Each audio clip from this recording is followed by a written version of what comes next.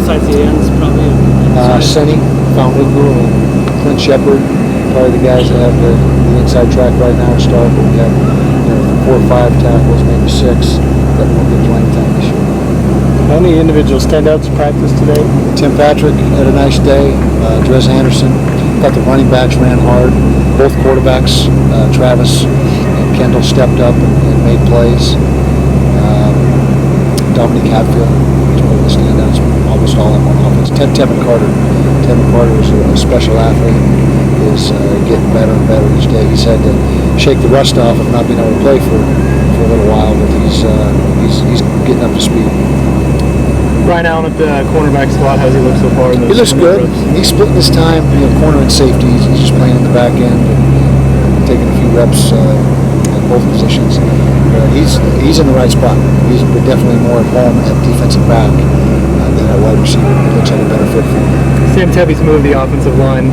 How's he look so far? Do you expect him to make an impact this season? We hope so. We expect him to be a factor for us. Now he's got a lot to learn in the next 13 days before we line up and play, but he does a lot of things naturally that you don't have to teach him.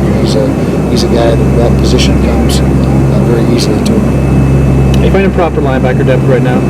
We're still working on that. We've got Jason and Jared running with the ones. We got Marcus Sanders Williams who's doing a nice job. Wyatt Messina was having a really nice camp until he went down with an injury, but he'll be back. But in the meantime, we're taking a look at Pita Tamoy Penu at that position. He's an undersized defensive end. He's about 225. Really has the body of a linebacker. So we're giving him in Wyatt's absence, we're taking the opportunity to give Pita some reps and see how he looks. Is it just a learning process with him and dropping into coverage and being more instinctual? Exactly. Just chasing the linebacker. Exactly. A little more to it from a mental standpoint at the linebacker spot, but he's willing. He's excited about the opportunity. When do you expect to have Wyatt back on the field? We don't really talk injury unless it's season ending, and so we don't get any timelines or the nature or anything like that. I tried to slip one by the goalie. We just know Reggie Porter's out, and that's the only thing that has been really significant thus far. And then Eric Rowe, with his leadership and that, although he switched to corner with the injury there to Reggie and that, looking for him to be an even bigger leader. Yeah, he's one of our leaders on defense, one of the team leaders. And him and Brian Blecken in the back end have extensive experience in the program. Both of them are doing a nice job with the leadership. The 2 inside linebackers are being excellent leaders for us. Nate Orchard's probably the leader of the defense if you had to pick one guy. You've done this before, Kyle, but what's the dynamic when you have your own kid on the team? Or do you actually tend to be a little bit harder on them?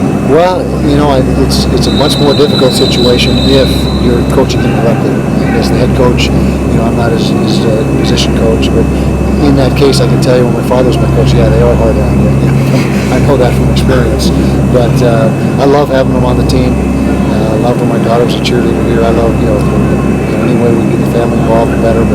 But I don't really have any direct overseeing of him on the field, and so it's pretty easy. It's not a big deal.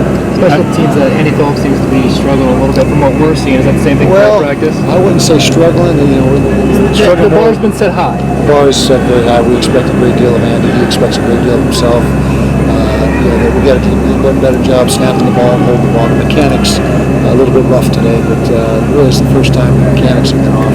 But Andy, if I'm guessing correctly, I think he'll be just fine throughout the course of the season.